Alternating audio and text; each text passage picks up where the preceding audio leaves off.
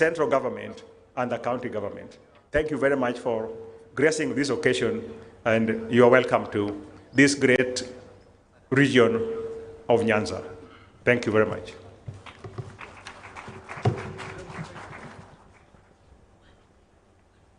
Allow me, Your Excellency, to invite our patron who put us together to think of giving back to the community, the Deputy Chief of Staff, Mr. Eliud Owalo.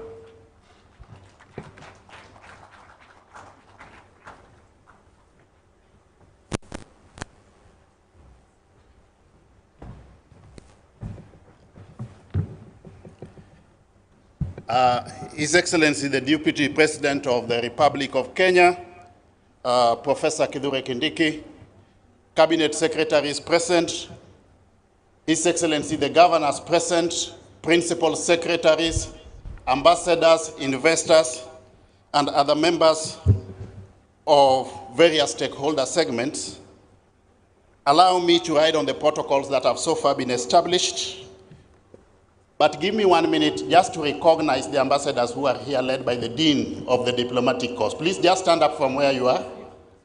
The Dean of the Diplomatic Corps, please, and the ambassadors, just, I can see Ambassador Groth there of Germany, and several other ambassadors present.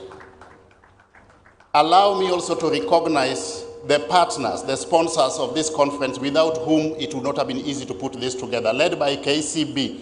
Just stand from wherever you are. The sponsors, we have got the Managing Director, Anastasia Kimutai there, and several other partners. Yeah? Please, thank you very much. Your Excellency, the Deputy President of the Republic of Kenya, it is both an honor and a privilege to stand before you today at this inaugural Nyanza International Investment Conference 2025, here in the heart of Kisumu. As we gather here today, ladies and gentlemen, we are not just participants in this forum, but we are architects of the new future for Nyanza, for Kenya, and indeed for the African continent. Nyanza is a region blessed with abundant natural resources, Your Excellency, vibrant cultures, and a resilient people, but has long been placed of untapped potential. For decades, this region has been sidelined, left behind in the shadows of political exclusion and economic neglect.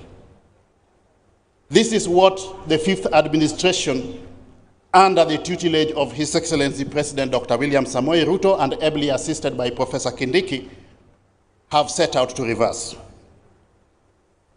However, today, we stand at the precipice of a new dawn, a moment in time where the winds of change are blowing through Nyanza, ready to propel it to the greatness it so rightly deserves.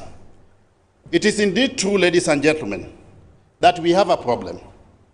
Nyanza, we have a problem that has lingered for far too long. For over 60 years, we have been talking about what is wrong with this region, talking about what we plan to do and how we will do it and when we will do it. And yet, here we are, 61 years after independence, where nearly half of our people still live in abject poverty, struggling to meet food and other most basic needs. Allow me, Your Excellency, with your permission, to enumerate just but a few of those challenges. One of the most fundamental concerns that we have here is youth unemployment. Youth, as we all know, are the backbone of any society, and they represent the future of this region.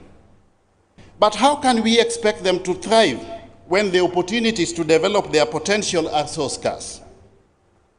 When we look at the youth in our towns, the villages, and the cities, we see brilliant minds, energetic hands, and hopeful hearts, but they are often left idle, unfortunately, without adequate access to employment, skills development, or investment in business ventures, and yet their talents remain untapped.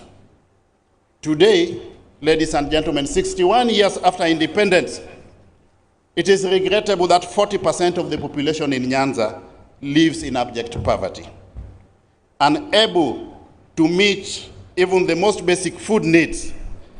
This is not just a statistic. It is the reality that we must change working together. We must not allow another generation to be left behind.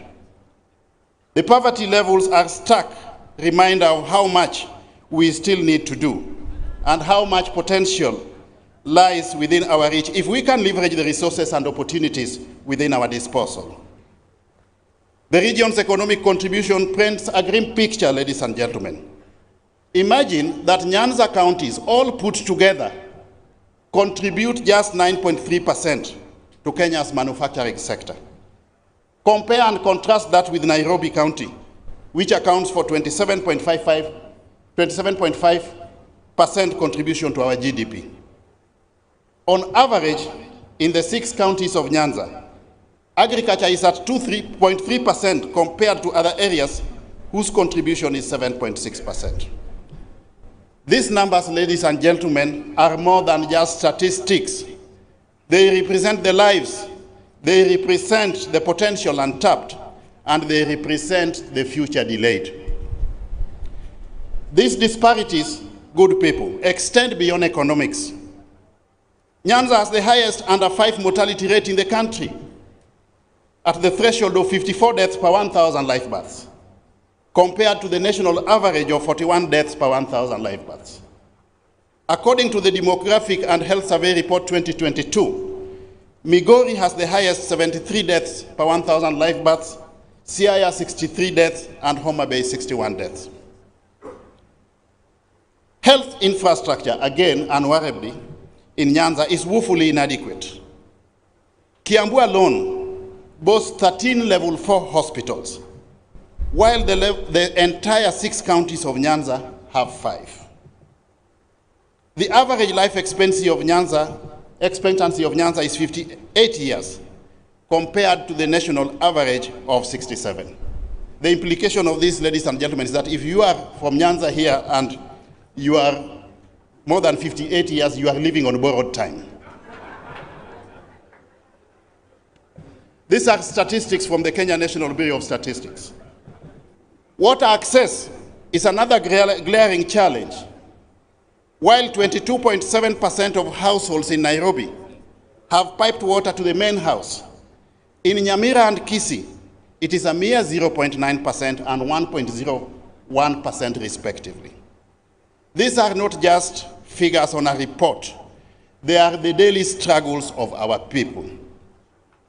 And yet we have Lake Victoria, Africa's largest lake and the world's second largest freshwater lake. It remains an underutilized resource that could revolutionize the region's economy. How I wish we joined hands so that we can attain full capacity utilization or optimal capacity utilization of Lake Victoria. This lake should be a lifeline. It should be an engine for economic growth. It should be our pride. With 14 million people in the Lake Region economic bloc dependent on the lake for their livelihoods, Your Excellency, we cannot afford to continue this disservice to ourselves. The recurring floods of Kano Plains and Nyando and the unfortunate fatalities caused by hippos in the lake cannot be the legacy of such a powerful natural resource. This must end, and it must end now.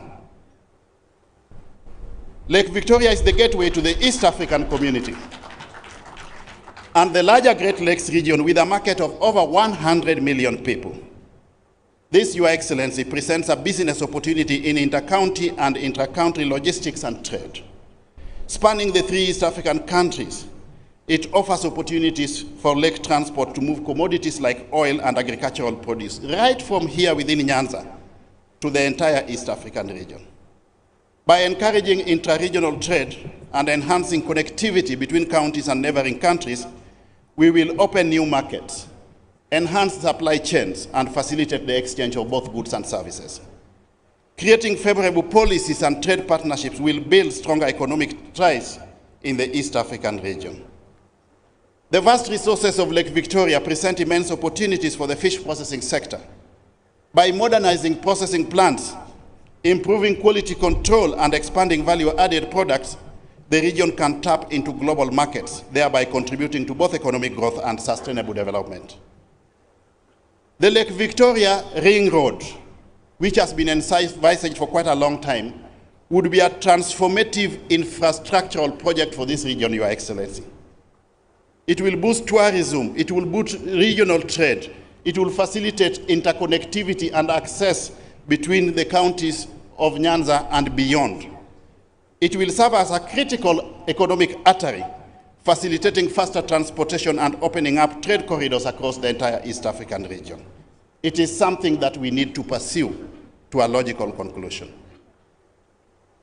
The other glaring example is the Nyanza Tourism Circuit, which is part and parcel of the wider Western Tourism Circuit, Your Excellency. It offers a rich tapestry of cultural, historical, and natural attractions. This circuit, Your Excellency, encompasses several counties, including Kisumu, Homa Bay, Siaya, Migori, Kisii, Nyamira, each contributing unique experiences for travelers. Some of the key attractions within the circuit are the Kisumu Museum, the Impala Sanctuary, the Hippo Point, the Tabaka Soapstone Carvings, the Kisii Highlands, the Kitmikai, Nyamira Tea Zones, Ekenyoro Cultural Sites, and Ruma National Park, just to mention but a few. The Ministry of Tourism, Your Excellency, you are aware, has put in place plans to facilitate integration of this circuit with major tourist destinations such as the Masai Mara. And this is a step in the right direction, being spearheaded by the 5th administration under the leadership of President William Ruto. For decades, our fate has been dictated by the politics of the day in this region. Our fortunes have risen and fallen at the whim of political shifts and turns, innuendos, if I may call it, instead of being built on the solid foundation of economic progress driven by solid investments on the ground. But let me say here today, our story does not have to continue like this. The prosperity of Nyanza must be defined by economics, not only politics. Whereas the national policy narrative has been that resources follow functions, unfortunately, here in Nyanza, the reality has previously been that resources follow voting patterns. This may be our past, but it cannot be our future. The people of Nyanza deserve better.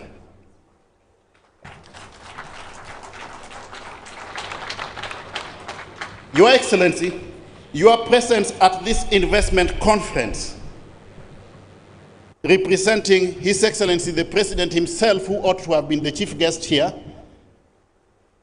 but seconded you to represent him at this conference due to other extraneous factors which interfered with his schedule, is a clear testimony that this 5th administration wants to shift the paradigm to a new era of inclusivity and a new narrative where resources are determined by investments. It is possible because Nyanza has produced great minds. We have engineers, we have got doctors, surveyors, artists, lawyers, architects, and countless other professionals. Yet this region is still trapped in a cycle of poverty. In fact, we have been boasting that you don't need to throw a stone when you are in Nyanza because you run the risk of hitting the head of a professor. But how I wish that in the not too distant future, if you throw a stone in Nyanza, you run the risk of hitting the head of an investor. Our attraction must not be based on the count of votes, but rather the countless ventures and opportunities and our return on economic investments, Your Excellency.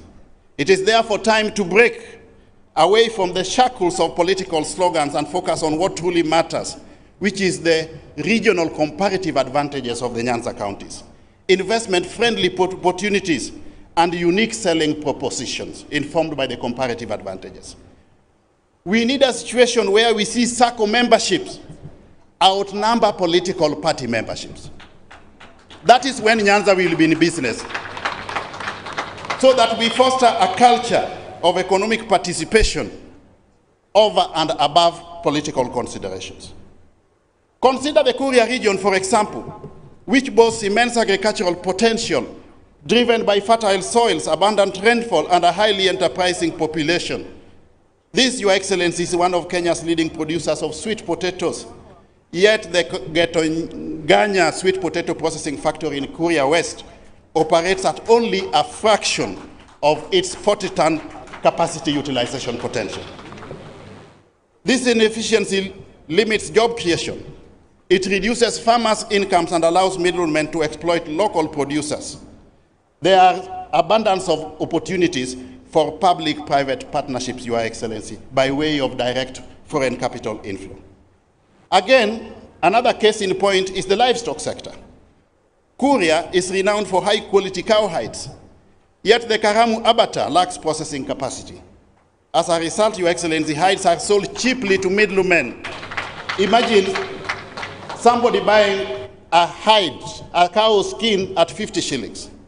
The same cow skin is processed and exported to Italy, and they utilize it to make 3 pairs of Bali shoes and come back to sell it to us at a whopping 50,000 per pair of shoes.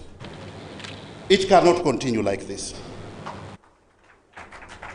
This region, Your Excellency, is also a producer of high-quality coffee. Yet limited infrastructure and processing capacity have inhibited the full potential of the people of Kisii in this regard. The sugar sector is a case well in point, once a cornerstone of regional economic growth, but is poised for powerful resurgence, hopefully, with the recent enactment of the Sugar Act 2024. The government, I'm aware, and we are aware, that has got plans of bringing in private sector investors to lease those sugar factories so that they can attain optimal capacity utilization levels for the benefit of the farmers and the wider citizenry. For Nyanza, this will be a game changer, Your Excellency, because it will enhance agricultural output, create thousands of jobs, and boost smallholder farmers' incomes. We have a wealth of untapped natural resources, and one of the greatest assets lies in soapstone mining in Tabaka within Kisii County. Known for its unique aesthetic appeal and its potential for use in a variety of industries, from sculptures to construction materials, the soapstone from Kisii is a natural treasure that we need to exploit. We also have the largest rice farming belt, Your Excellency, in Ahero and West Kano irrigation schemes. This can be revived by modernizing the industry through the introduction of better irrigation techniques, technology, improved seeds as a means of a value proposition. A survey by Egerton University's Tegemeo Institute in the recent past, Your Excellency, espoused that rural households consuming maize flour have declined to 78% in the recent past from upwards of 86%, while households consuming rice on the flip side of it has increased from 54% to 61%. Nyanza also has rich soil for cotton farming, which can support and boost the textile industry. I dream of a time when Kisumu International Airport lives up to its name, hosting flights across the globe, not just from Nairobi.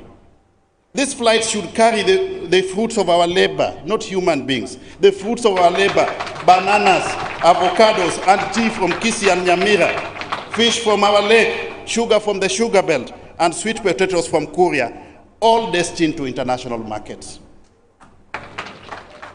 We have set sights, Your Excellency, on a shillings 2.1 trillion plan to extend the Standard Gauge Railway. If this comes to fruition, it will again open up the entire lake region for purposes of commerce, trade, and even mobility. Another case in point is mining, particularly at the Makalda mines in Migori County. The mines are rich in valuable minerals like gold, copper, and zinc. Yet, despite this incredible potential, they remain vastly underdeveloped. In fact, it's mind-boggling, Your Excellency, that when you visit some of the gold mining areas in Nyanza, the only evidence that you have to espouse that mining has taken place is very wide-gapping holes. Yeah? There is no indicator by way of improvement in the standards of living of the owners of the parcels of land where the mining takes place. This is a trend that we must reverse. With proper investment, technology, and expertise, we can turn the Makalda mines into a vibrant industry that not only drives economic growth for the region, but also enhances Kenya's global positioning in the marketplace. Koru Soin Dam, this, Your Excellency, would be a game changer. It would be a game changer because it would mitigate against the floods we have been witnessing in Kano. It would augment the efforts of the Sondu Miriu hydroelectric power plant by way of energy. It will facilitate last mile connectivity of water to our homes, and during dry spells, it will also facilitate irrigation for our crops. It is a project that we need to pursue to a logical conclusion. Another one is the Magwagwa Multipurpose Dam in Nyamira. This dam is designed to support a 13,000 hectare irrigation scheme benefiting the counties of Nyamira, Kisumu, Vihiga, Kericho, Bomet, and Homa Bay. In equal measure, we need to pursue this dam to a logical conclusion. I'm aware that Lake Basin Development Authority has been pursuing certain partnerships. The national government, of course, equally needs to come in and see what needs to be done, including but not limited to public-private partnerships. That dam represents a significant infrastructure in Kenya, and it will bolster both energy production and agricultural productivity in the region. I want there, as I summarize, to call all of us to action, ladies and gentlemen. The time to act is now. The challenges are real, but the opportunities are endless. Nyanza's growth and prosperity are within our reach, but it requires bold action, investment, and collaboration. And that's why we are reaching out to all stakeholders, including but not limited to private sector investors. I stand before you here today to call on all stakeholders, the national government, the county government, investors, the diaspora, professionals, development partners, name it, to join hands with us as a people of Nyanza and transform Nyanza into an economic powerhouse. This transformation, Your Excellency, will require investment in infrastructure, especially in the transportation and energy sectors. It will require skills development programs for our youth to prepare them for the job market of tomorrow. Public-private partnerships that foster collaboration between government, the private sector, and international donors, and support for local entrepreneurs in sectors such as agriculture, mining, and manufacturing. The promise of this region is immense, and it is within our power to realize it. The time for talking is over. Now is the time for action. Together we can unlock the potential of Nyanza and transform it into a thriving, prosperous region that contributes meaningfully to the economy of Kenya. With vision, determination, and strategic partnerships, we can shift from an economy of dependency to an economy of innovation and sustainable self-sufficiency. But none of this is possible without your support, good people. It is you, our investors, the donors, the partners, the professionals within our midst here, who hold the key to unlocking Nyanza's full potential. We cannot leave everything in the hands of the national and county governments. We must come in as agents of necessity to also augment their efforts. This conference, therefore, Your Excellency, is not just a gathering of ideas. In my view, and well-considered opinion, it is a birthplace of action. What we do today together will shape the future of generations to come. The investments that we make, the partnerships that we form, will not only yield financial returns, but they will also be a testimony of our belief in the people of Nyanza and the boundless opportunities in this region, and for the greater good of Kenya as a whole. We are not waiting for change. We are creating that change ourselves. We are embracing Nyanza's potential, breaking free from the chains of our past and reaching for the stars in the future. We, the people of Nyanza, are asking you all to work with us. In return, I promise one thing, that your investment will not just be measured by profits alone. It will be measured in the stories of young entrepreneurs, of farmers whose lives are transformed, of communities empowered, of infrastructure that drives growth, and of a region that rises to meet the challenges and opportunities of the 21st century. And I see a future, Your Excellency, where no young child in Nyanza struggles to survive childhood. This is our opportunity. The challenges are clear, but so are the opportunities. We have the resources, we have the people, and most importantly, we have the will to change. It's time to transform Nyanza. This will require transformational leadership, and it will require the input of all of us. The future of Nyanza starts today. The time for action is now. Yes, we can do it, and it must be done. Thank you very much.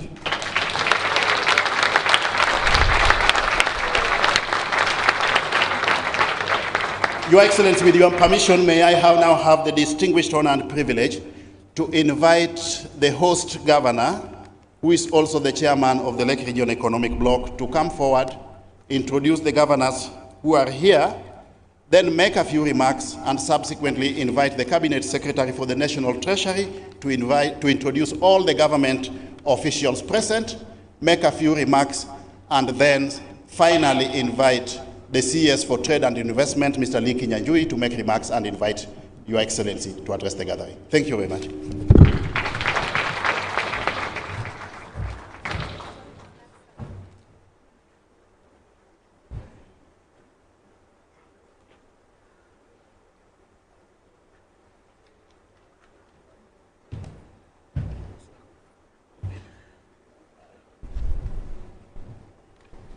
Your Excellency, the Vice President, my dear friend and colleague, Professor Kindiki, the governors, my fellow governors who are here, Governor Jim Orengo of Siaya. Jim, can you wave to the crowd?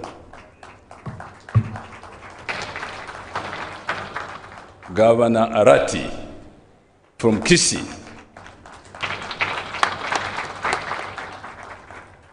Governor Wanga Gladys from Homa Bay, and Governor Ochila Yako from Migori,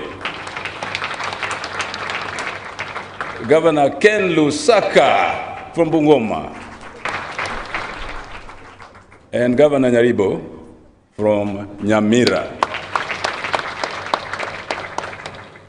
As you can see, the shakers and movers of change in this part of the world are these governors. Karl Marx once said that philosophers have described the world in various ways. The point, however, is to change it. Therefore, as I welcome my colleagues, the cabinet secretaries who are here, principal secretaries present, invited guests, ambassadors, and conference attendees, I am going to address you on behalf, first, of the chairman of the Council of Governors, Governor Abdullahi of Wajir, who is not here today, representing the whole of the COG, and my colleague governors who are here today. Your Excellency, I bring the apologies of my chair at the Council of Governors, His Excellency Ahmed Budahi, the Governor of Wajir County, who was to be with us here today, but because of challenges occasioned by intra-connectivity, he is unable to be with us, having hosted the President in his county the other day. Your Excellency, this brings to the fore the need to enhance the capacity of our airports to international standards so that as a country, we can be properly connected. I will be sharing his thoughts with this congregation as I make my remarks on his behalf. And I will give the organizers his own speech, which he wanted to present here, but I think he should go into an annals of history that he gave a speech. I feel privileged, therefore, to address you on this important day of this great LREB Nyanza International Investment Conference, coming just 2 months after we hosted the 4th African Sub-Sovereign Governments Network Conference here in Kisumu, in collaboration with the African Export-Import Bank, Afri-Exim Bank, and the United Cities and Local Governments of Africa, USC of Africa, which resulted in investment deals worth $1.7 billion being signed. I am happy to report that Kisumu was not left behind and signed a $40 million financing for the construction of a pharmaceutical factory. My colleague governors from the region were here, and since then they have developed rapport and relationship with Afri-Exim Bank to look into investments in the Nyanza region as a whole. Very excited, Your Excellency, because these important conferences, including this, are important for the economic growth of the region. We show Kisumu as a choice destination for international trade and investment conferencing as the headquarters of the Lake Region Economic Bloc and we show the Lake Region Economic Bloc as an important market and investment opportunity for investors. On behalf of the county government of Kisumu and the LREB community, I would like to thank the organizers, our professionals from the Lake region for this vision and for choosing Kisumu as the host of this first conference organized by professionals. Ladies and gentlemen, I stand before you wearing two hats. As Governor of Kisumu, the conference that hosts and the chairman of the Lake Region Economic Bloc. Yesterday, I had the opportunity to welcome us all to Kisumu as the host. Today, it is my pleasure to don my LREP chair hat and to address this gathering on behalf of my colleagues at the LREP Summit. With great hope and optimism, we have all gathered in this lake city of Kisumu today to redeem this region, transform its thinking, and reclaim its lost glory. Napoleon Hill, a famous American writer, in one of his great books stated thus, "That which the mind of man can conceive and believe, it can be achieved." I do believe that what we have been doing here in the Lake Region Economic Bloc as governors is transform what we conceive and believe to achieve development in our region. For over 61 years, this nation, and particularly the LREP, Nyanza bloc, has conceived great ideas and economic recovery strategies to catapult this great nation to the next level. We have believed quite rightly that these ideas can only be best harnessed and realized through a cohesive and unified political and collective leadership. From yesterday through today and tomorrow, we are gathered here as leaders and potential investors, partners, and people from all walks of life to explore the bloc's tipping points for the new investment opportunities available. Generally, the regional bloc boasts of a business-enabling environment that portends minimal risks to investors, courtesy of the able county governments and the Lake Region Economic Bloc. It is a leading financial hub with a range of qualified investment managers, from small niche investment firms through to the national headquarters, where several of the world's practicing wealth management firms reside. With its position in its population of 14 million people, the bloc accounts for 40% of the Kenyan population, contributing almost 50% of the Kenyan economy, forming a formidable market for investments. The overall objective of the bloc is to leverage economies of scale and shared resources in order to grow the economy of the region and improve the livelihood of the people. To this end, we have policies and programs aimed at widening and enhancing cooperation among the member counties in economic and social development, such as agriculture, health, education, transport, and energy supply. It is therefore envisioned that this conference will unlock by stimulating investment growth across the counties in the Lake Region Economic Bloc, by bolstering economic independence, and by seizing the proposals and ideas that have been emerging in the county and making them a reality. The key development opportunities for the bloc lie in the currently unexploited expanse of the region's natural resources. There are very well-known gold deposits in Kakamega, Siaya, and Migori, as has been mentioned, that need to be fully harnessed for both job and wealth creation. Agricultural potential exists in the whole region. Migori County has a greater potential in building on sugarcane and tobacco farming, as well as fishing along the Lake Victoria coastline. Kisumu and Homa Bay counties have potential for rice and cotton farming, as well as the cultivation of sorghum and sugarcane.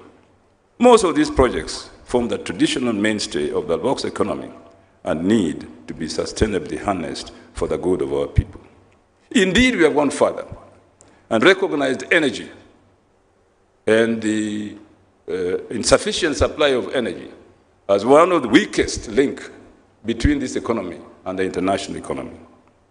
And we believe that if the national government can take steps to make sure that energy supply and production in this region is adequate, I assure you that this will help in promoting development in the area. As we have pointed out in our LREP blueprint, the natural resources of the region can also be tapped in the area of energy generation.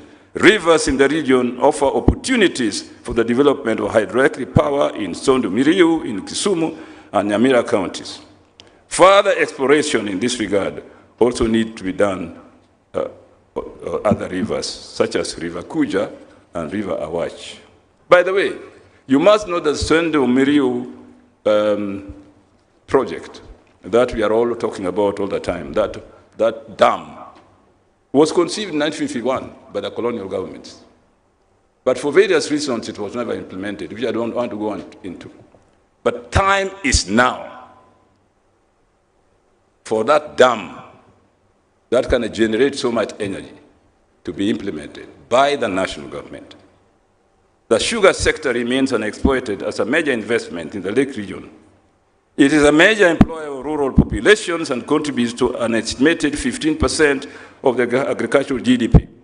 As a bloc, we congratulate Parliament for fast-tracking debate on the Sugar Act and the President for promptly signing it into law. This is a major outcome of the Sugar Task Force, to which LREB leaders played a crucial role.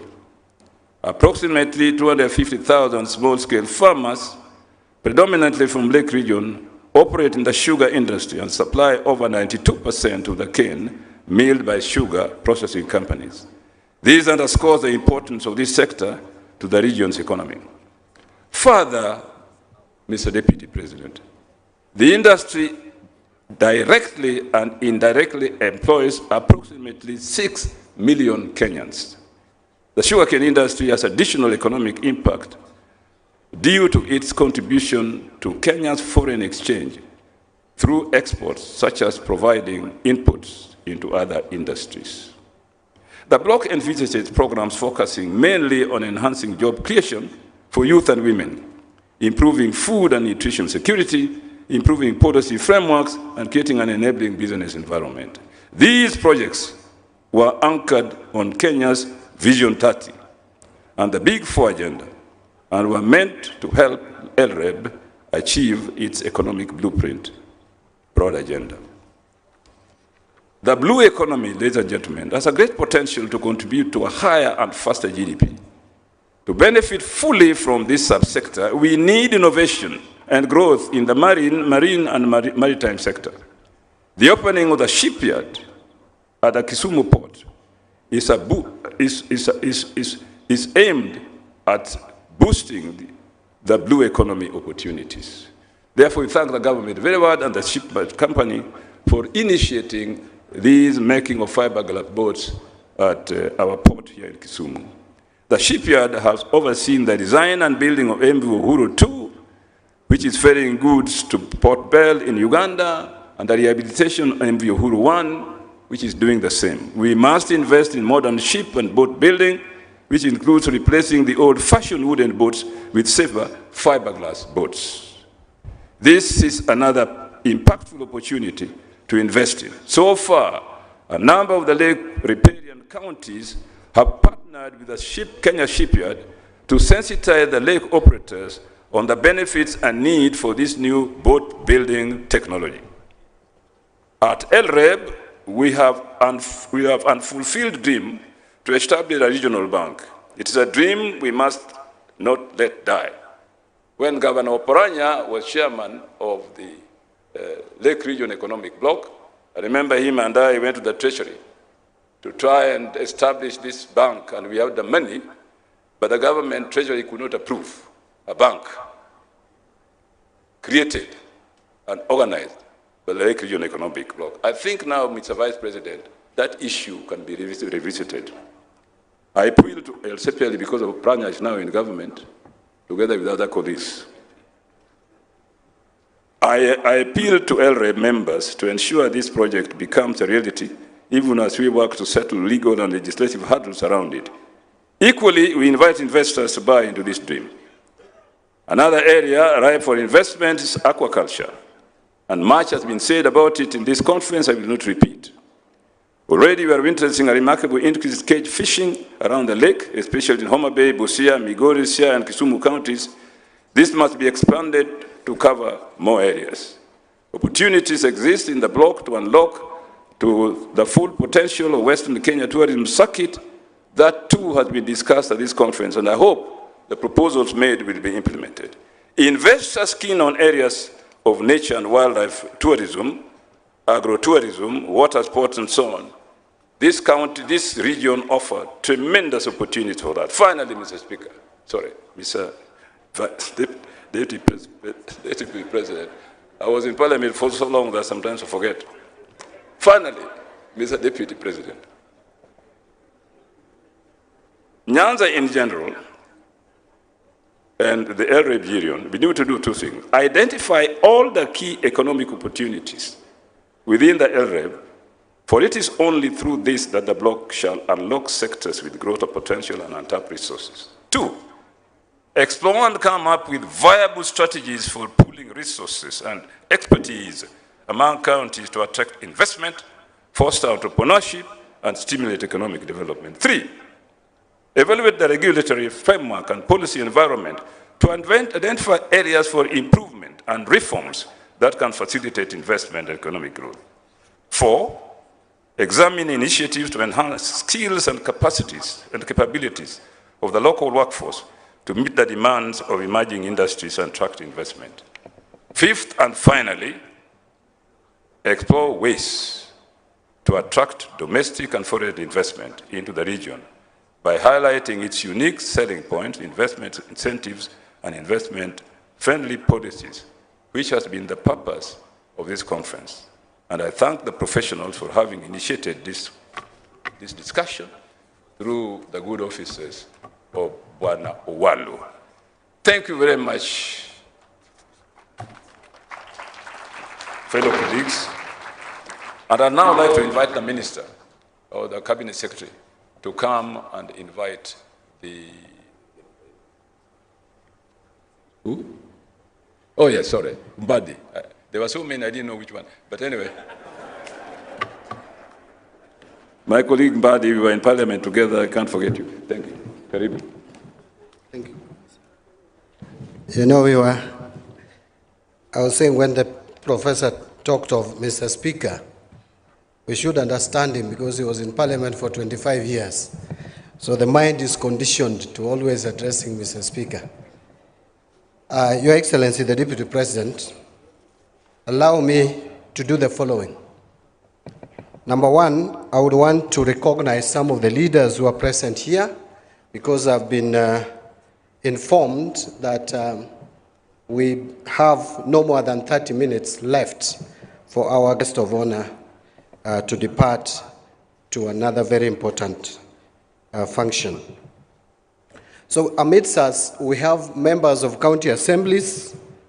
Could we see by rising the members of county assemblies present in this forum?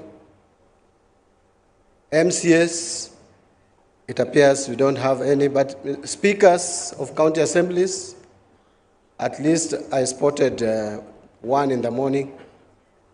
Maybe they're somewhere else. Then allow me now to introduce members of the National Assembly present, MPs from the National Assembly. Yeah, we have Honorable Kitayama, the MP for Kuria East. We have Rene Mayaka, nominated Member of Parliament. We have Honorable Nyikal, James Nyikal, the MP for Seme, is also the chairman of Dual. Dual is a very familiar name in this region. We have Honorable Aduma Uwor, the great MP for Nyakach. We have Honorable Elisha Odhiambo from GEM or GEM, depending on your accent. I think those are the members of the National Assembly. Do we have any member of the Senate? None present. Your Excellency, allow me to introduce two members of the President's Council of Economic Advisors who are present with us here. We have Professor Vincent Machuki. These are people who help in critiquing my work. The Honorable, who we were also with in the same campus, Honorable Moses Kiarie Kuria, thank you very much. Your Excellency, allow me then to introduce now the principal secretaries. And the principal secretaries, we have Susan Mangeni, is there. We have Alfred Kombudo, who is from this area, in charge of trade. We have Dr. Juma Muhwana, in charge of industry. Thank you very much. We have also my schoolmate, Joel Aromanyang, Public Works. We have Joseph Mutari, Social Protection. We have Patrick Kilemi, in charge of cooperatives. Kilemi, yeah, he has stepped out. We have Abubakar Hassan, in charge of investments. We have Betsy Njagi, in charge of blue economy. We have Dr. Esther Moria, in charge of TVETs. And finally, we have, well, not very finally, second last, John Ololotua, in charge of tourism. And finally, we have the Honorable Shadrach Mose, Solicitor General. Thank you very much. Could we clap for them? Tafadhali. Your Excellency, I know we have agreed with you to give, we have between us, cabinet colleagues, not more than 10 minutes to share. And I will introduce you all, then I will call two also, just to say a word. And I'll start with the Honorable Alfred Mutua, who is in charge of labor and human capital. Just wave to the crowd. The Honorable Lee Kinjanjui, we call him MITI, one in charge of investment, trade, and industry. The Honorable, who was also the co-patron, the Honorable Migos Ogamba, in charge of education. We have the Honorable James Opio Wandai, the CS for petroleum and energy. The Honorable Dorcas Agiko Duor, who is also our Attorney General.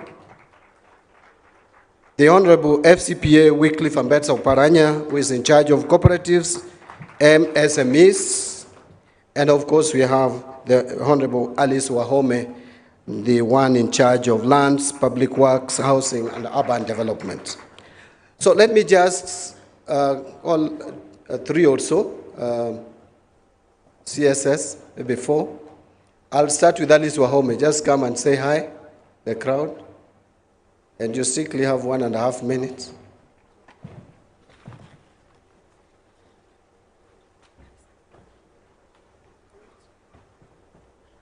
Your Excellency, the Deputy President of the Republic of Kenya, all protocols observed. Hamjambo. Good afternoon. Imagine you are quite down, there are no claps, no nothing. Ay, yawa. Yeah, yawa. I have a minute, I think, because I have already made my presentation in breakaway room 1 this morning, and it will be shared with the organizers of the conference. And basically, it was looking at what we have in terms of economic development here, or our projects that speak to the economic development of the region. Allow me the said minute, Your Excellency, for record to say that we have Kanyakwa affordable housing project, which is 500 units costing 1 million. I will not thereafter say how much else. Then Rumumba is ongoing, 2,348 units. We have, to save time, maybe I don't go to the units. We have Ahero Interchange, Kisumu MOW Camp. Then we have Oginga Odinga, KMTC. We have Nyando. We have, that is TVC. Nyando, we have Seme, TVC. Maseno is also going to benefit. Alego Usonga, we have AHP there. Then we have Bondo Police Line. We are working there for affordable housing. Then we have other associated projects. That is Arego Usonga, as I have said, Ukwara, we have Yara, we have Bondo. And then in Siaya, we have Ugenya, TTI, Uguja, Siaya. That is technology, Institute of Technology. We have a TTI at St. Joseph, work going on. We have University Uginga Odinga. We also have ESP markets, as you know, everywhere going on. And I confirm that even those that you have not seen coming up, mostly maybe it is just a slight delay in procurement, and we are rounding up all our procurement and will be on the ground soon. And I'm sure Governor, Her Excellency, Homa Bay Governor is a good witness of the work we are doing. Thank you very much. You will see me often on the ground or in the ground listening to what you are saying. I like the political environment obtaining currently. Thank you. So we should take that as an opportunity for development. Thank you very much. I indulge Alice Wahome because she had a lot to tell us. Let me give another minute to Honorable James Opio Wandai.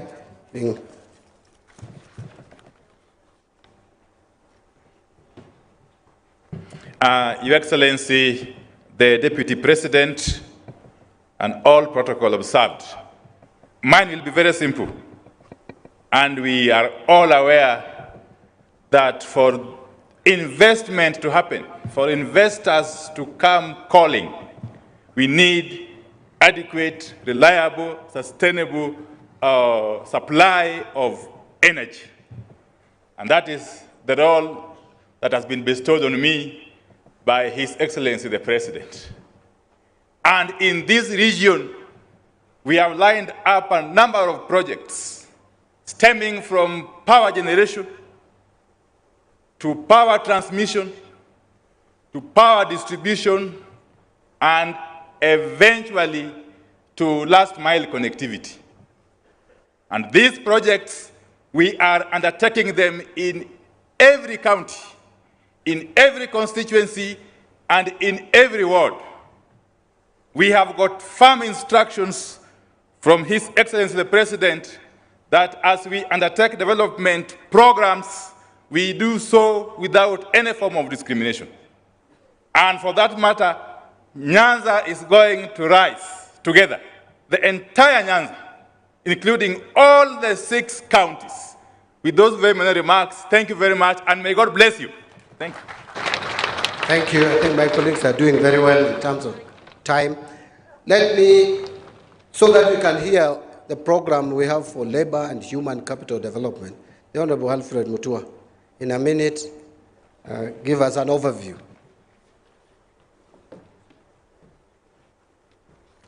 Your Excellency, Deputy President, all protocols observed.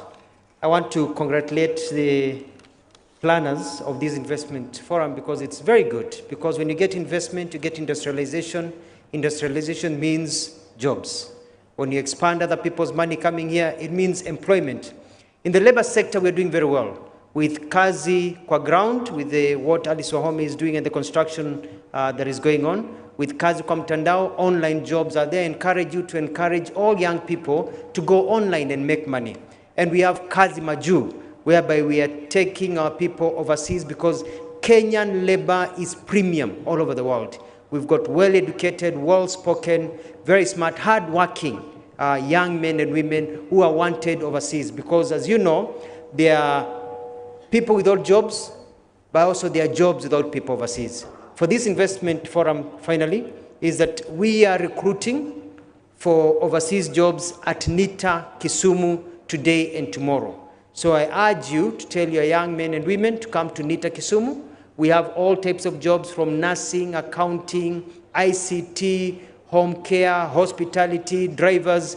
Please come and try your luck. Mbele iko sawa. Thank you. Allow me at this juncture, ladies and gentlemen, Your Excellency, to invite the Honorable Migos Ogamba, the CS for Education, also to take a minute or two. I'll indulge you to take 1.5 or 2 because you are one of the conveners of this conference.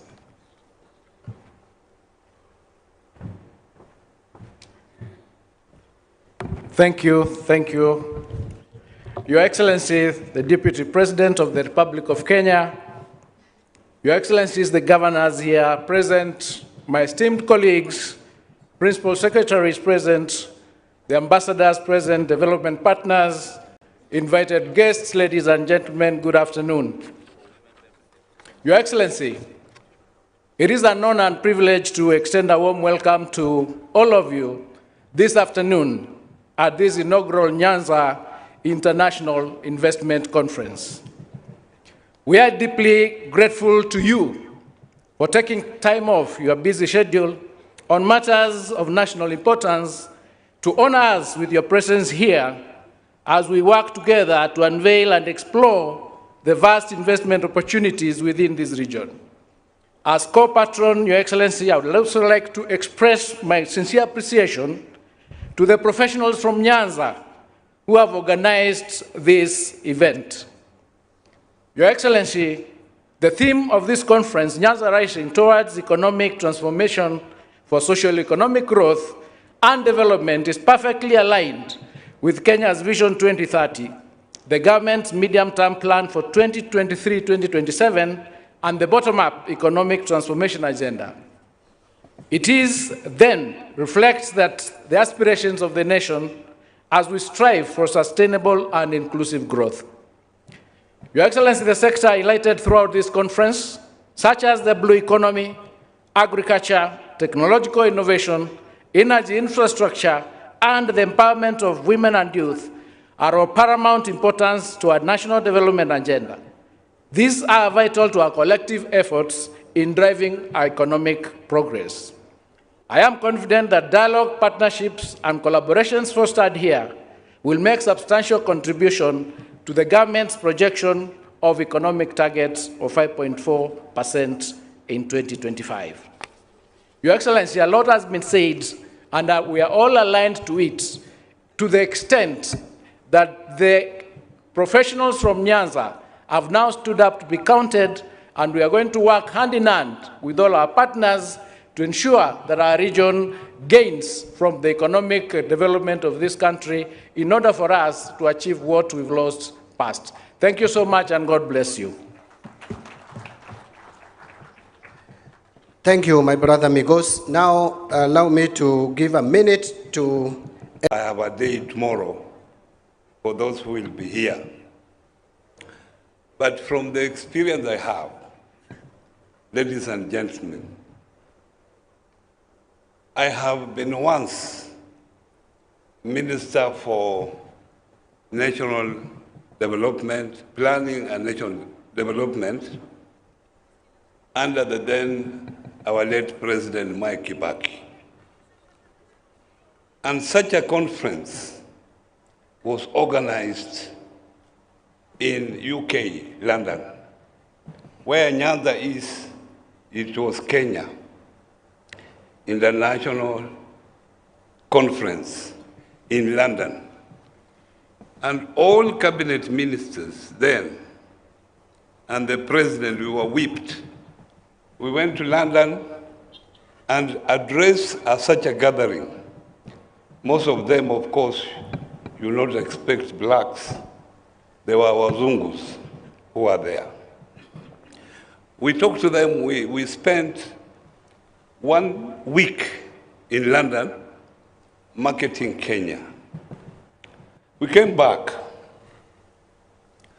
and I had the responsibility with the Kenya Investment Authority to coordinate the conference.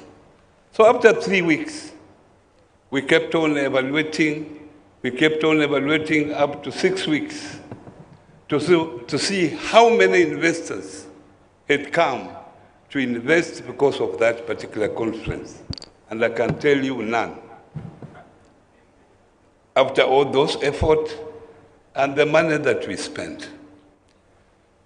I have been a governor. I've been the chair of the Lake Region, the pioneer chair of the Lake Region Economic Bloc for the last 5 years before I handed over to Professor Anyang' Nyong'o. And we know our problems. Owalo was here, he lamented everything that we have not done. We complained about the structure of governance that we had. We devolved. Counties were established so that development is closer to the people. Where is the problem? Is devolution working? Because some of the issues that we are discussing here actually should be properly addressed by the devolved government. So the problem is within ourselves. The problem is within the leadership. When there was introduction here, how many leaders are here? When they called the MCAs, how many MCAs stood? When they called members of parliament, how many stood? Even when they called permanent secretaries, principal secretaries, you saw the number that was here. So we are talking to ourselves instead of talking to those people who matter. It is the leadership that is a problem. Thank you very much. Some challenge there, thought-provoking. But I think I agree with you. We must do things differently.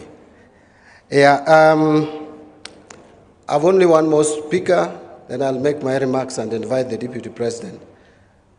Allow me at this stage to invite the Cabinet Secretary in charge of Investment, Trade and Industry, the Honorable Lee Kinyanjui.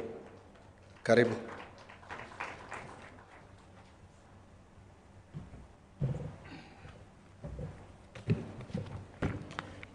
Thank you, CS.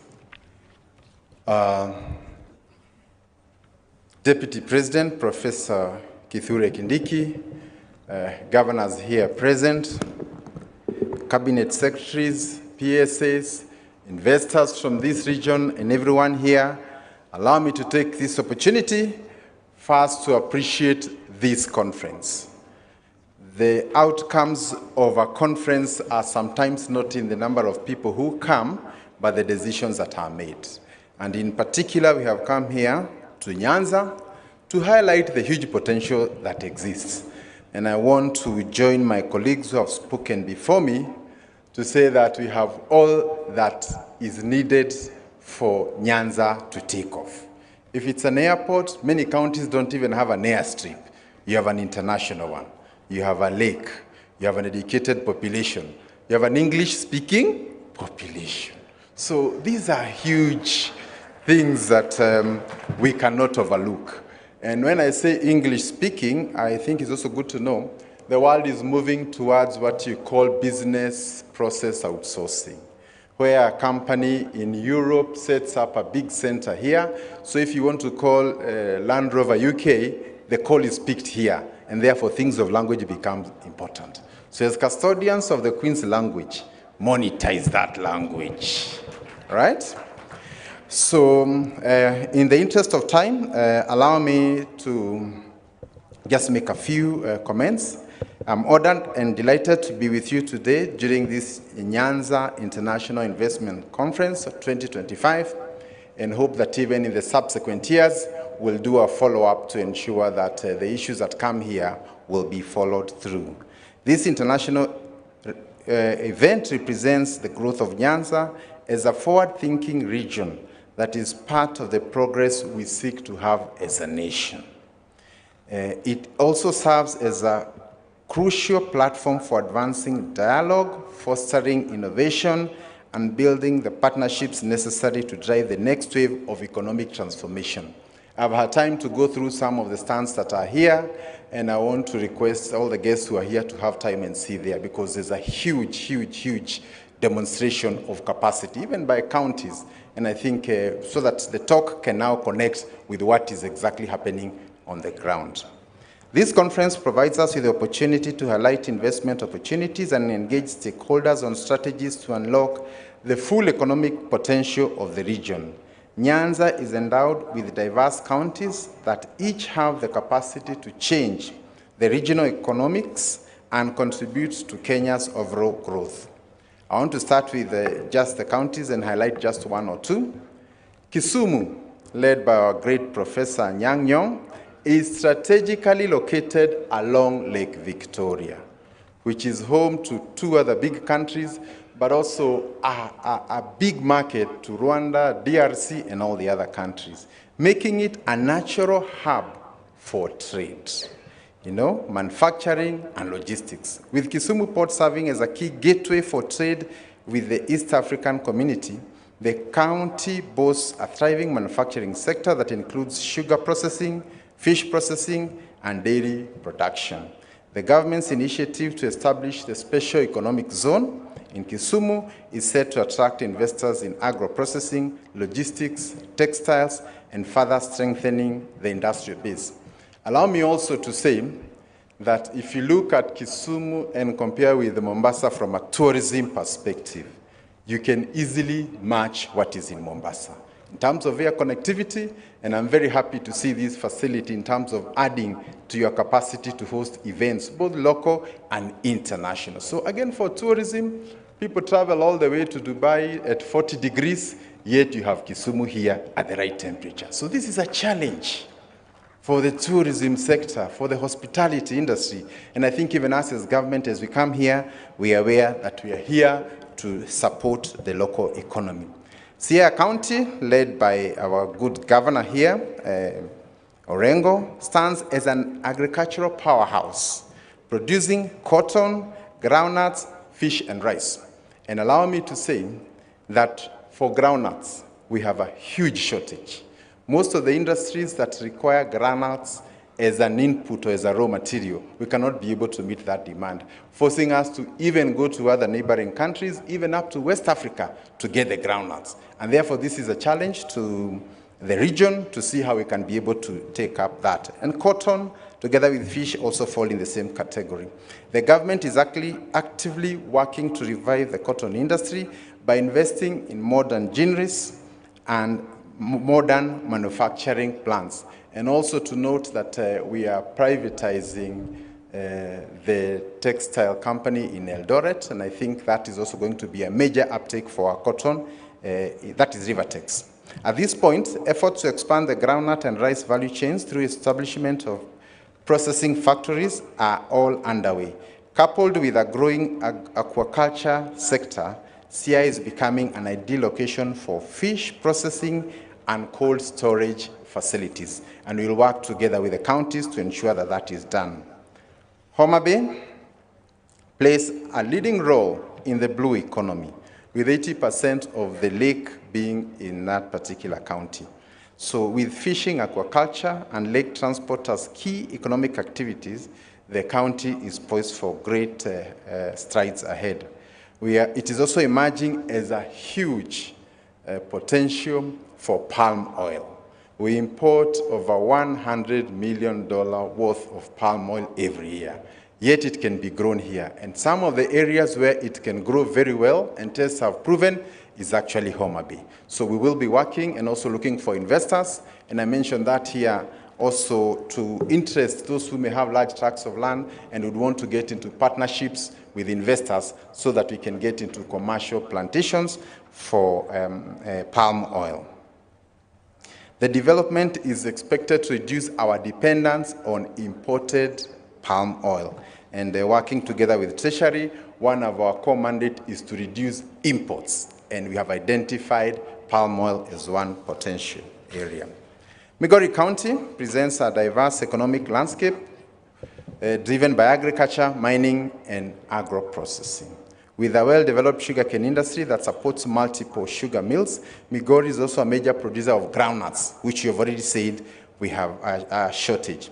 And its deposit in minerals such as gold and copper offer significant investment opportunities in gold refining, jewelry manufacturing, and mineral processing plants, promising an integrated industrial sector that can support this. And allow me to say that in some of our neighboring countries, the biggest export is actually minerals. In fact, we have seen with the challenges in some of our neighboring countries, minerals has gone up. So again, this is one area that can actually lift the whole country. Kisii County, led by our good governor, Simba Arati, is renowned for its world-class soapstone mining, a sector with immense potential for value addition and international exports. Beyond soapstone, Kisii is a leading producer of bananas, dairy products, and tea. Investments in banana processing plants, milk processing facilities, and mechanized soapstone extraction will create market opportunities and accelerate industrialization in the county and the region beyond. Then we also have Nyamira, which is a major producer of tea and coffee and dairy farming. And by expanding the processing facilities for tea and coffee, the county can increase product quality and global competitiveness. Additionally, investing in modern milk cooling processes will support Nyamira's growing dairy sector and improve incomes for local farmers. In conclusion, the region also presents a huge wealth of targeted investment opportunities across the whole value chain, whether you're thinking of tourism, logistics, and all that. And my prayer is that the professionals who are here today, including the business people who are here, we need to mobilize capital, because once we identify these opportunities, then we need to look for vehicles that can help us to invest and create value for our people. Ladies and gentlemen, allow me to conclude by saying that the sugar industry, that is a major employer here, has had great improvements in the last 2 years. And I'm happy to say that this year we will not be importing any sugar. And we hope in the next 2 years we do not import, and instead the country can become an exporter of sugar. And that's a conversation we would want to do in tea, in wheat, and all the other products. And because our weather is generous, we can be able to work that together. So I do not want to say beyond that, just to comment one last issue on the industrial question. There has been talk that sometimes industries are closing in Kenya, or maybe the conditions are not too good. Allow me to say, when one industry closes, it's a headline. When 10 open, nobody talks about it. So in the coming weeks, we want to engage in highlighting the industries that have come in the last 3-4 years. And we'll be coming here to Nyanza, working with the elected leaders, so that we don't end up giving perceptions that make our destination look unattractive and therefore less useful to the investors. I want to end there, and indeed to thank all of you and assure you that this is the beginning. Much more will happen when we move from here and look for those investors. May God bless Nyanza. Thank you. Could we again give them a round of applause? Your Excellency, you can see I had a written speech, but certainly I'm not going to read this speech.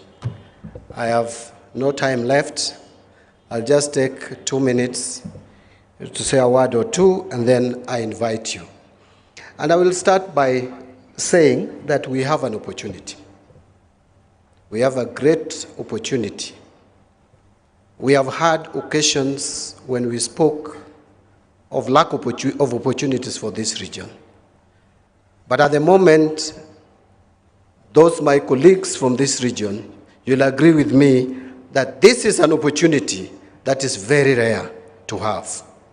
This is an opportunity that probably we only enjoyed during the Grand Coalition government. And now we have it. It is how we take advantage of this opportunity. I don't want to elaborate. You understand exactly what I mean. The Honorable Eliud Owalo has enumerated a number of projects. And by the way, as we showcase Nyanza to the private investors, there are certain things that the government must do, both the national government and the county governments, to provide that environment for investment.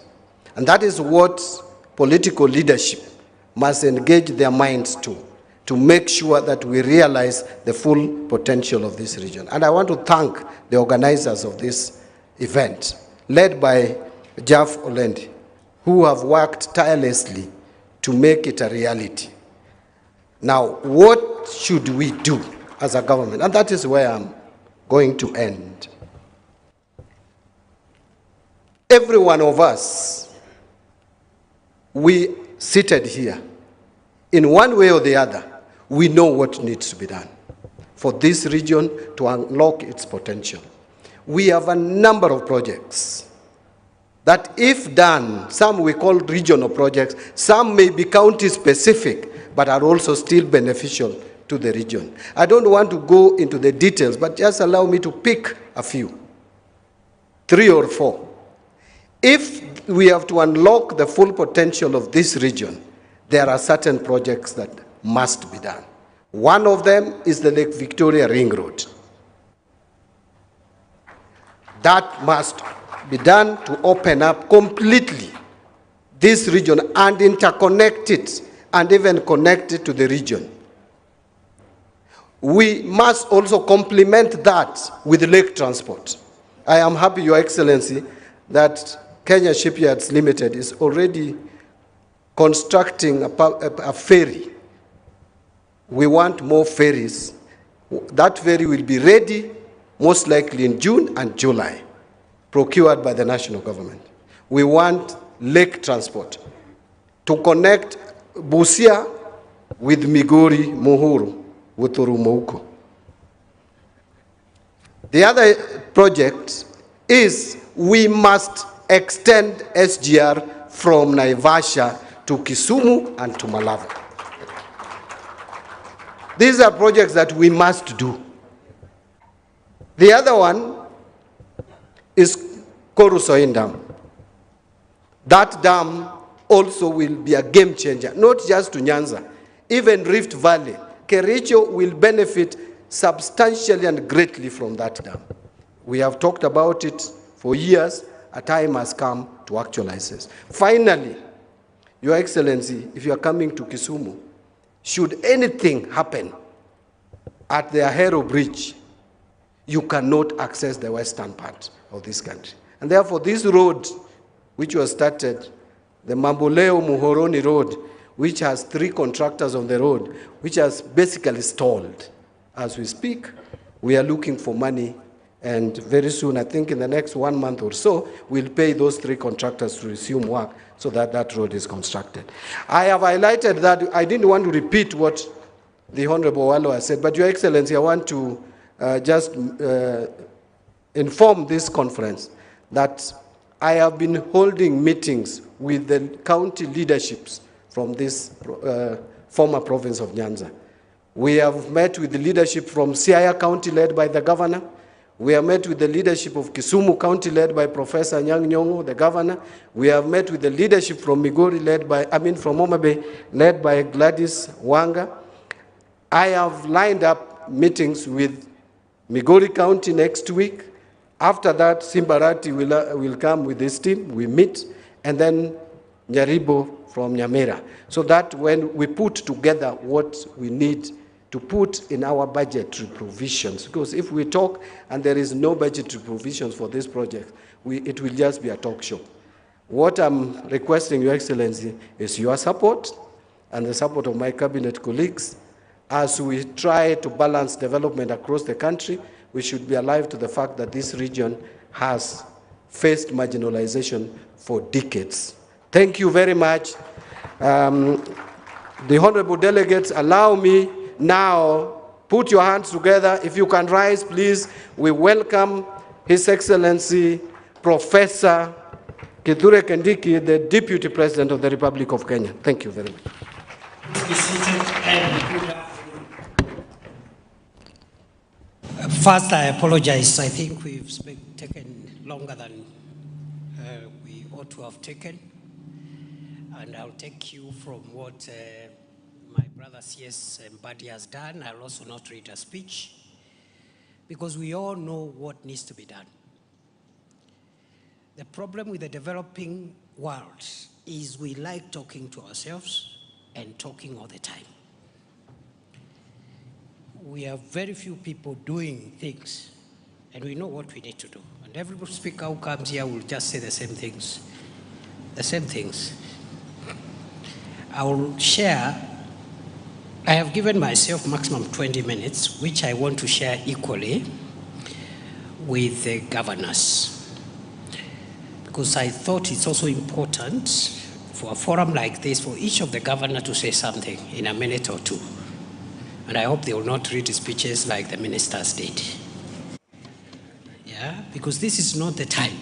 Every governor has an opportunity to speak for 3 hours, 2 hours, every day in your county and organizing forums. So allow me just to say, therefore, now that I don't have a speech, I feel very honored to be part of this meeting.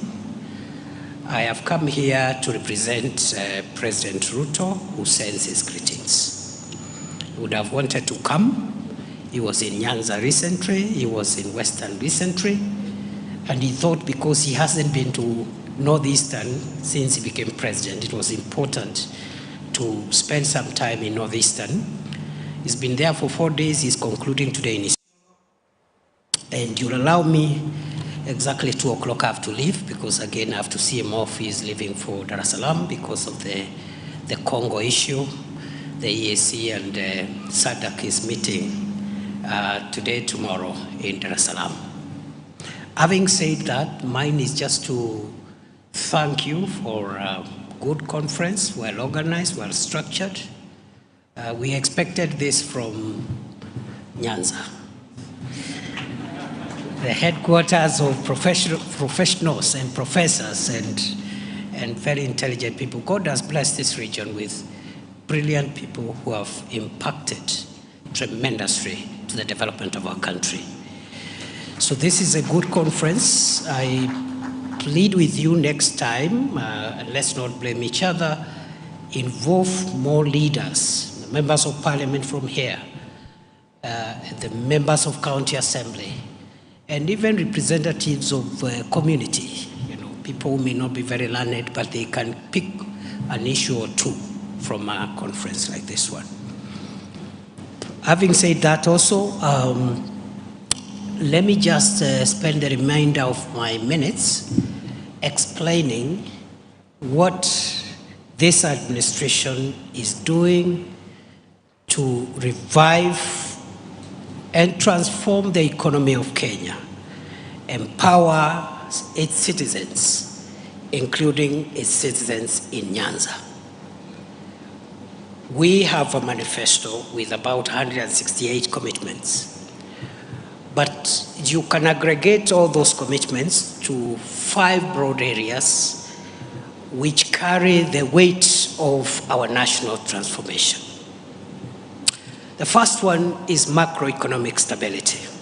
For the last 2 years, a lot of unseen work has been done to arrest the volatility of the indicators of macroeconomic stability. We can talk about investments, we can talk about all these sectors, but if the fundamentals of macroeconomic stability go haywire, we lose everything. Many a times, for those of us who are from Kenya Kwanza political alignment, when we speak about the last 2 years' work on macroeconomic stability, sometimes we are misunderstood as if we are casting aspersions at the previous administration. Nothing can be further from the truth than that. What affected Kenya's macroeconomic stability was mainly the pandemic of 2020-2021, which was a global pandemic. For a year and a half, we were all shut in, we were simply locked up in our houses. There was no economic activity. Businesses were shut. You can imagine, in my previous role, the last 2 years as the Interior Minister, when we used to have a little problems, what I would call democratic stress, sometimes in our exercise of democracy, especially here in Kisumu, but also Nairobi and other parts of the country, businesses being shut in Kisumu or Nairobi for a day, if you quantify the economic cost, it's huge. So you can imagine Kenya being shut for a year or a year and a half. That is what put us in a hole. It is not the previous administration. It was something beyond the control of any government. Today,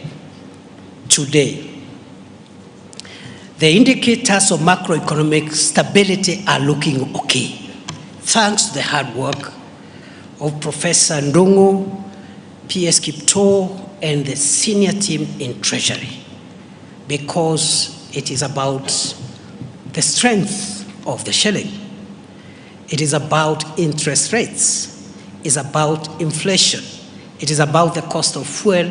It is about the cost of food and other household commodities. If those 5 variables are escalating, it doesn't matter what economic interventions you make, the country's transformation will be delayed.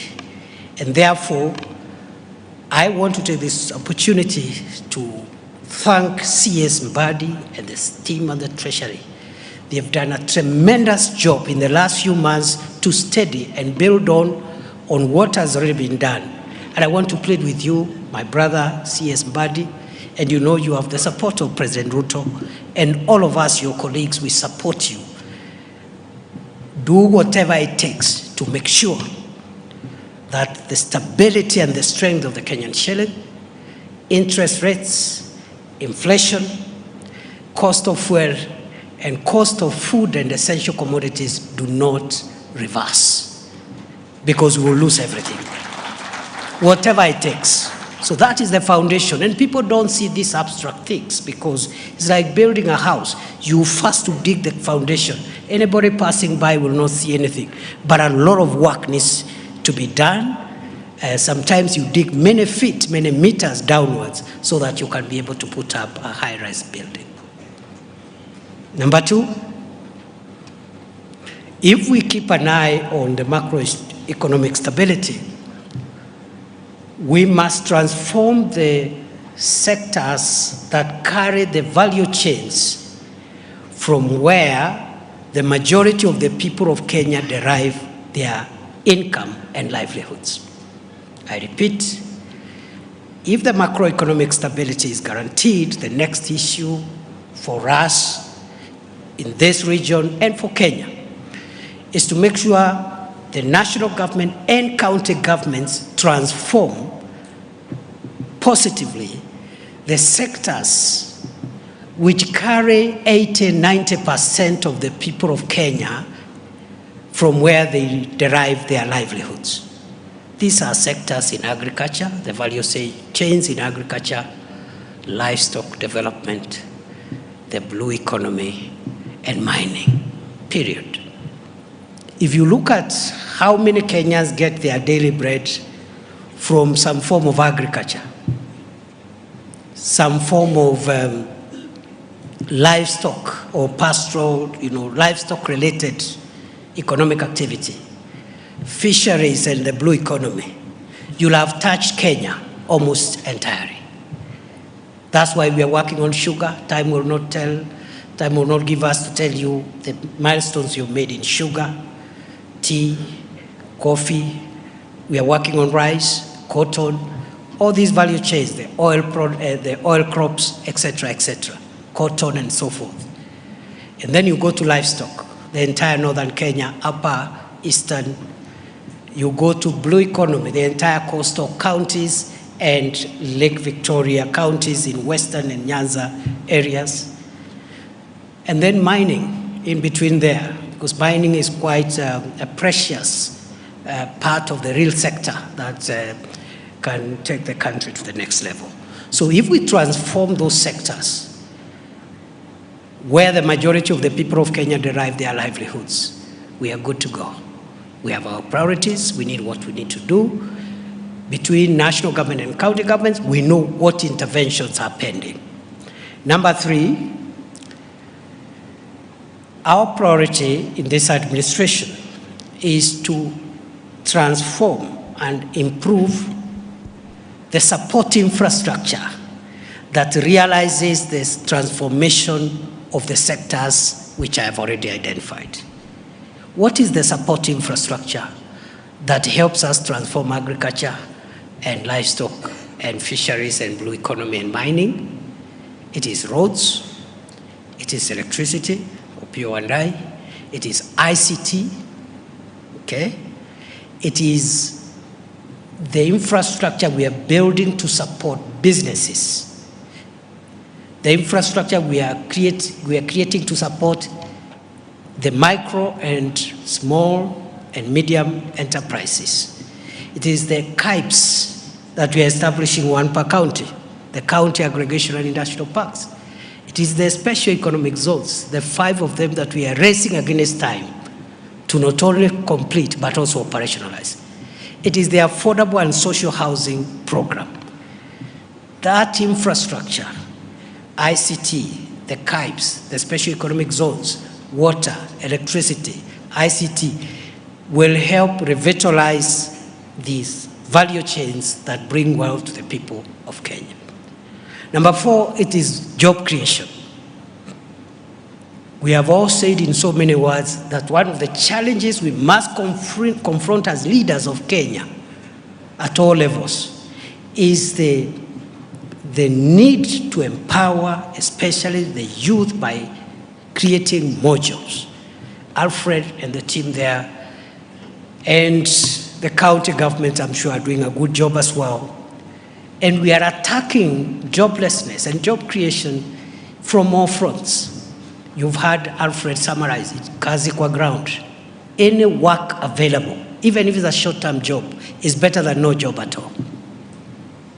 Even if it's a job for a month or 2 months or 6 months or a year, is better than no job at all. Because by the time that young person finishes under the affordable and social housing programs, there will be either another project or another job opportunity somewhere. Instead of our youths spending times in marketplaces, waiting to be paid 100 shillings by a politician to heckle their rival.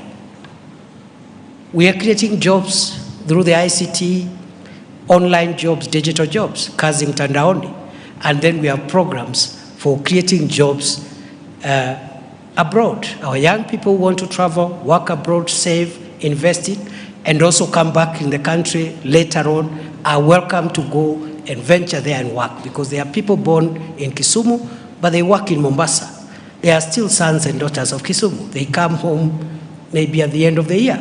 What is the difference between a son or a daughter of Kisumu working in Mombasa and the one working in London and Dubai? They all come home at the end of the year.